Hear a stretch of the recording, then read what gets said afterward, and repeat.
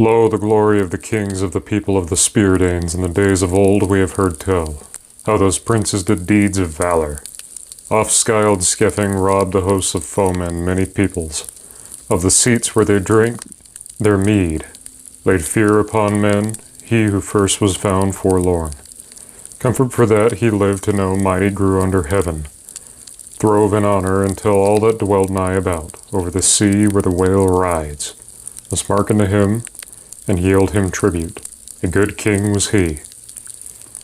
To him was an heir afterwards born, a young child in his courts whom God sent for the comfort of the people, receiving the dire need which they long endured, aftermore being without a prince. To him, therefore, the Lord of life, who rules in glory, granted honor among men. Beowulf was renowned. Far and wide his glory sprang, the heir of Scyld and Scythaland.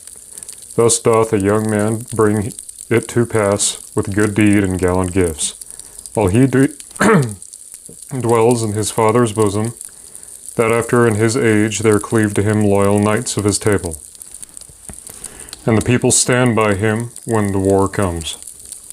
By worthy deeds in every folk is a man ennobled.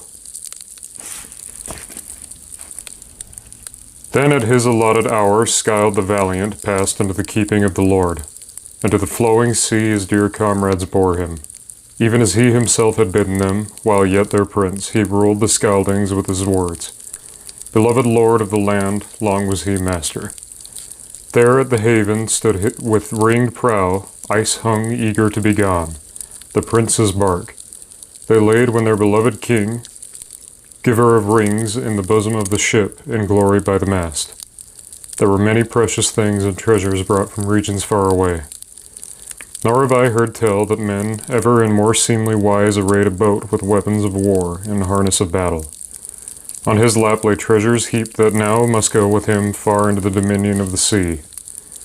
With lesser gifts no whit did they adore him. With treasures of that people than did those that in the beginning sent him forth alone over the waves, a little child. Moreover, high above his head they set a golden standard and gave him to the ocean. Let the sea bear him.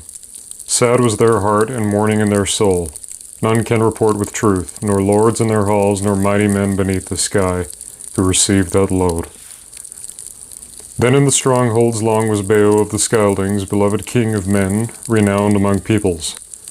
Elsewhere had the prince his father departed from his home, until thereafter he begat Healfdene the High, who held the lordship while he lived, age and fierce in war, over the fair Scyldings. To him were children four born in the world, in order named, captains of the host, Hrothgar, Hrothgar, and Helga, the good.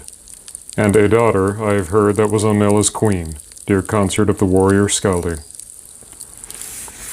Thereafter was fortune and war vouchsafed to Hrothgar, and glory in battle. That the vassals of his own kindred hearkened willingly unto him, and the numbers of his young warriors grew to that mighty company of men. Then it came into his heart that he would command men to fashion a hall and a mansion, a mightier house for their mead drinking than the children of men had ever known. And there within would he apportion all things to young and to old, such as God had granted him, save the people's land and the lives of men. Then I have heard that far and wide to many a kindred on this middle earth was that work proclaimed, the adorning of that dwelling of men. In a while, swiftly among men, it came to pass for him that it was all made easy. The greatest of houses and halls. For it he devised the name Hrat, even he whose word far and wide was law. His vow he bellied not, the rings he dealt and treasured at feast. The hall towered high and horned gables wide, awaiting the warring billows of a destroying fire. The time was not far off that between father and daughter spouse murderous hate in memory of a deadly feud should awake again. Then the fierce spirit that abode in darkness grievously endured a time of torment, and that day after day he heard the din of revelry echoing in the hall. There was the sound of the harp and the clear singing of the minstrel. There spake he that had knowledge to unfold far off days, the first beginning of men, telling how the Almighty wrought the earth, a veil of bright loveliness that the waters encircled. How triumphant he set the radiance of the sun and the moon as a light for the dwellers in these lands, and endured to the regions of the world with boughs and with leaves. Life, too, he devised for every kind that moves and lives. Even thus did men of that company live in mirth and happiness, until one began to work deeds of wrong, a fiend of hell. Grendel was that grim creature called, the ill-famed haunter of the marches of the land, who kept the moors, the fastness of the fens, and, unhappy one, inhabited, long while the troll kind's home, for the marker had proscribed him with the race of Cain. That bloodshed, for that Cain slew Abel, the eternal Lord avenged, no joy had he of that violent deed, but God drove him for that crime far from mankind. Of him all evil broods were born, ogres and goblins and haunting shapes of hell, and the giants too, that long time warred with God, for that he gave them their reward. Then went Grendel forth, when night was come to spy on that lofty house, to see how the Ring-Danes, after the ale-drinking, had ordered their abode in it. And he found therein a lordly company after their feasting, sleeping. Sorrow they knew not, the unhappy fate of men. That accursed thing, ravenous and grim, swift was ready. 30 nights he seized upon their couch. Thence back he got him gloating over his prey, faring homeward with his glut of murder to seek his lairs. Thereafter at dawn, with the first light of day, was Grendel's strength in battle made plain to men. Then was weeping after feasting appraised, a mighty cry at morn. The glorious king, their prince proven of old, joyless sat. His stout and valiant heart suffered and endured sorrow for his knights. When men had scanned the footprints of that foe, that demon cursed, too bitter was that strife, too dire and too weary to endure. Nor was it longer space than but one night, ere he wrought again, cruel murders more. He grieved not for them, his deeds of enmity and wrong. Too deep was he therein. Thereafter not far to seek was the man who elsewhere more remote sought him his couch, and a bed among the lesser chambers, since now was manifested and declared thus truly to him, with token plain, that hatred of that hall-keeper. Thereafter he who escaped the foe kept him more distant and more safe. Even thus did one lord it, and against right make war, alone against them all, until empty stood the best of houses. Long was the while, 12 winters spaced the Skyldings. Dear Lord endured anguish and every woe and sorrow deep.